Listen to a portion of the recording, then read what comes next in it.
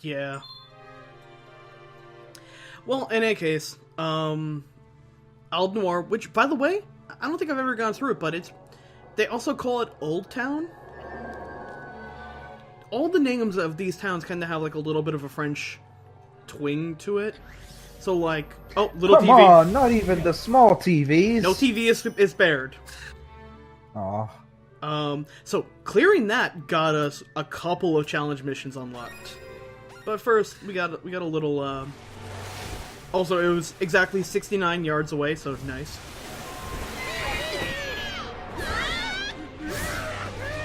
You could have just walked. I could have.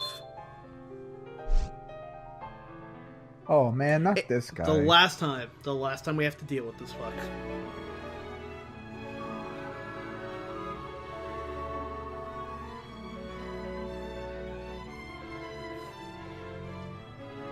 I can tell them that the girl who wrecked my house saved the town.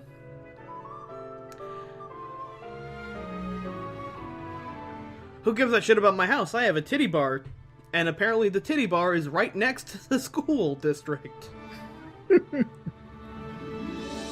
So yeah, the next town is Plejeune. So Auldnoir is pretty much like Old Black, and Plejeune is like Pleasure Town. Pleasure June. Pleasure June. So, that unlocks 3 more challenge missions. This one right here is the only one that kind of comes... Ooh! Well, that was our spine. You just got a face planted there. Our spine kind of, like, snapped in half. So this is the last one that if we were playing the game without any DLC, it would only be this mission right here. The way to tell if it's a DLC mission or not is if you have to pay a little bit of money to fix something in town, it's a normal one. If the mission is just there, it's a DLC one. So this is actually the first time the game tells you about the slide. Like, the tutorial available, that's the first time, like, when I played this game for the first time, this is where I actually learned what the slide was. And this mission... Oh no, not the tunnel. Yeah. This mission would be a royal pain... whoa. This mission would have been a royal pain in the ass if I was playing this on the Vita. But on the PS4, this is actually one of the easier missions. All of the sliding missions are way easier because I don't have to, like, have my fingers blocking half the screen. And you can actually make really sharp turns. Not to mention, as we stated before, with the gauge drive increased, you are never going to run out of slide power, and... Like, we don't even have to bother upgrading the slide. The slide's default speed is fast enough that, like, we cleared gold by about 7 seconds. And that's true for pretty much all of them. So there's almost no reason to ever, waste money upgrading the slide speed. That was 900 gems. Yeah! So remember I mentioned that we were gonna get gems real fucking fast? Well, this is why. So that one was pretty easy, right? Well, the 2 DLC ones are two of the hardest missions in the entire fucking game. I've known more than one person who got to this part, played these ones, and they're like, I got gold on every other mission, got to these, and they're like, I couldn't even get bronze. Like...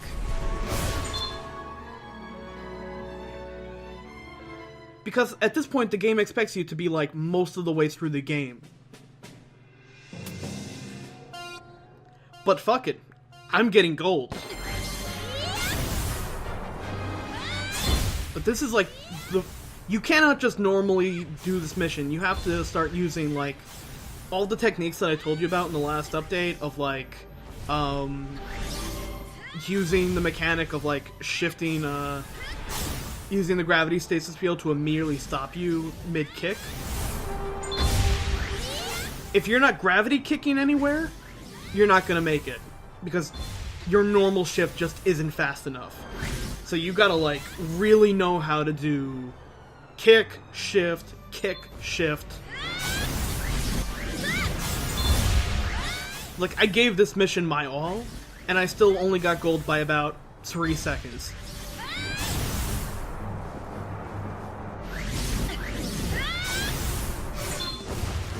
And that's, like, playing this mission optimally and, like, timing out stuff like, gravity depletion and whatnot. So normally I think they actually want you to try sliding for that part, but it's easier to just gravity kick and use the bounce off to position you for your next kick.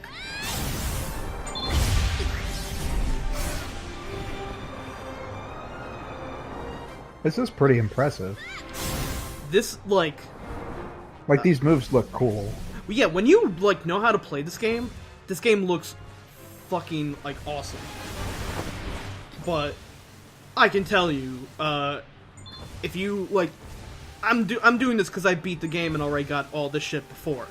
If you're playing this for the first time, a mission like this will frustrate the bejesus out of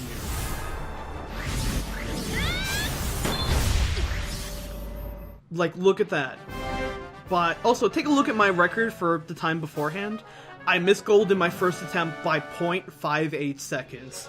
Oh. So, this one was really hard, but with, you know, a little bit of skill and a little bit of optimization, we managed to get it done. This mission right here might be the hardest in the entire game. Because what this one is you have unlimited gravity gauge and unlimited special. So we have to kill as many Nevi as possible. I tried to replicate what my first time doing this mission was like. And it went a little something like this. What the hell? So they drop a ton of endgame enemies into this mission. These guys do half your health with a single hit. Did those things just turn into a giant baby at some point? They're shark. They're shark Nevi.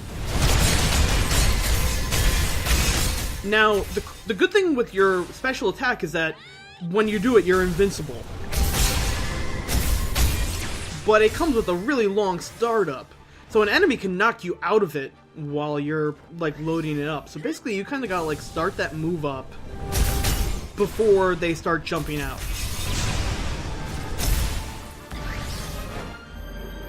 Like, the enemies that we fought up till now have only done maybe, like, a tiny sliver of our health. These flowers do about 1/3 of your health if they hit you.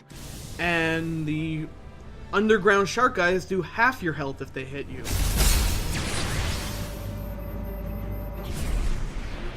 Also, there are no health refills in this challenge mission.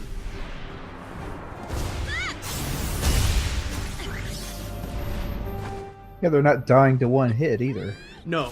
These are, like, endgame level monsters. You pretty much have to be doing, Oh, what the hell we got here? We got a little pachinko thing here. We're basically a little destructive pachinko ball. But when it's not upgraded, the spiral hit doesn't really go for that long a time. And again, its startup and recovery animation are pretty big. So, like, right now, if I wasn't kind of constantly moving, one of these guys could hit me, and again, these guys do about 1/3 of your health with a single hit. So it's like if you take one smash from the shark or one of the other balls, you can die really quickly in this challenge mission. Now the reason why, like,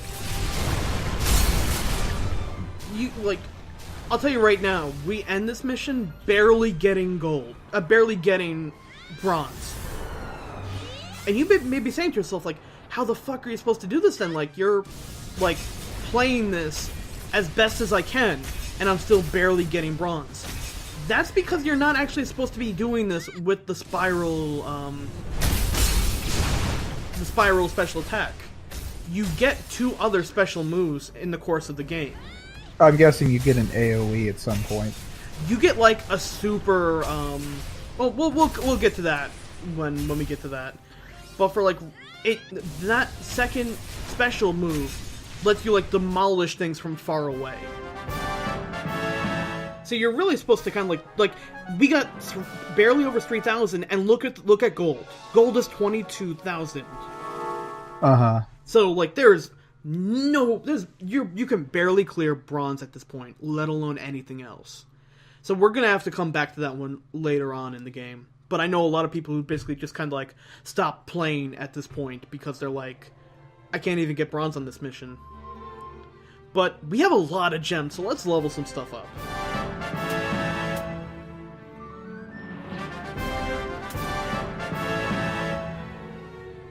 Well, since we maxed out Gauge and Kick, let's also up Recovery Time. Also, you know how there's like that fanfare that plays every time you upgrade something? If you just go up and down on, if you go up and down, you can immediately... Normally you have to wait for the fanfare to play before you can upgrade it again. But if you just go down and back up, you can just immediately drop another level into it. But since we upgraded the status field a little bit, let's go back to this mission. So it's upgraded now where you're supposed to be able to hold 2, but much like with the stasis field normally, it doesn't always work. It does make it a little better to hold multiple items, but again, it's just not always the most consistent thing. So, I figured we're not gonna speed this part up a little bit, but... No more mama. Yeah. So even with the like 2 extra levels we put into that, we're barely going to get silver. Because again... This mission seems like it's not very fun either. No, if it weren't for the fact that they use Stasis Field a lot in the game in general, I wouldn't have even bothered upgrading the Stasis Field. But we're going for gold and everything, and I want to... After this mission, we're kind of going to take a little bit of a break from Auldnoir and move on to the new town, so I wanted to try and get as much done as I could. Plus 200 gems are... We basically get a free upgrade. Because I think it's 200 to upgrade the Stasis Field, so think of it as we get 1 free upgrade for it. So in any case, in the next episode, we'll be going to check out the new town. So this is where I ended this episode, but we're not done yet, because as we're going to end each update from here on out, we got a little bit of the concept art. Yes. So you see here that it asks you to load your save file. You may be thinking like, oh, did they do that so that they don't actually show you concept art of like the final boss? No. That's just so that they do that for movies and cutscenes. I had to be really careful with this because there are spoilers abound in the gallery. But in any case, let's go for some early concept art of Cat. And one is a literal cat. One of them looks like a fucking Idolmaster costume.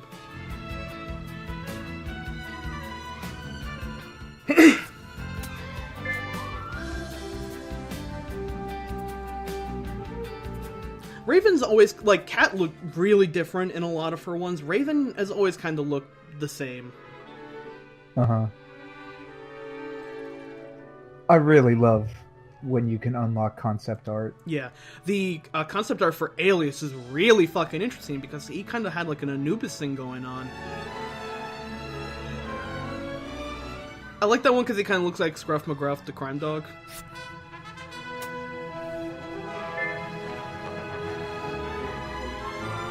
Oops. Oh, so, enemies. Go to enemies. I went a little bit. I unfortunately couldn't go further at that moment. There are so much art of Auldnoir. Yeah. Like, you can tell they put a lot into the scenery. Yeah. My favorite, like, the architecture porn in this game is amazing. But I think my favorite thing about all the concept art is, for the most part, they always put a little doodle of cat in these. Also, this is the intro scene. And I really like that art of, like, the house being pulled up. Also, that's really good. Remember I told you to keep that little kid in mind? That's okay, him. So that was supposed to be him. Yeah. I love this one because it's like the plaza, but I had to do like a double take because if you zoom in on that, you can kind of see that like the Nevi are attacking in the city, and 10 feet away from there, it's just the fucking guy, completely oblivious to all that, just dropping his letter off. But in all of these, they do a little picture of Kat just to show, like, size comparison. And she always looks so doofy in every, like, little doodle they make. And I absolutely love doofy Kat so much.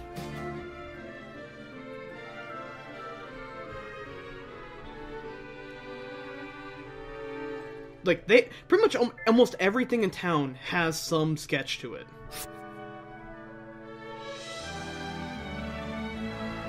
Like, they put they put so much work into, like, oh, I love this one, because again, she always has like the most ambivalent like smile, little ditto face. Yeah.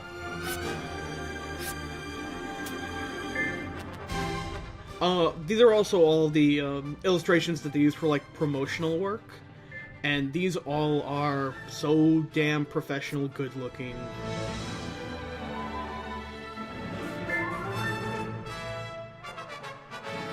Like, I love the use of color in that one. But yeah, let's end this off by going to enemies, and we get to finally see some of their names, like R. And apparently in the concept art for all of these guys, instead of having the red Nevi head, they had like an eyeball. Also, I love the enemy details. Look at getting all the little doodles of Cat. It's a Pikmin. Yeah, no, seriously. And his early concept art. Look at that fucking weird ass head. So these are the Defneti, which, man, with the real eyeball, they are so creepy looking. So yeah, that's pretty much gonna be it for this update. Oh, I love that, just a little, oh no, mosquito. So we'll see you guys next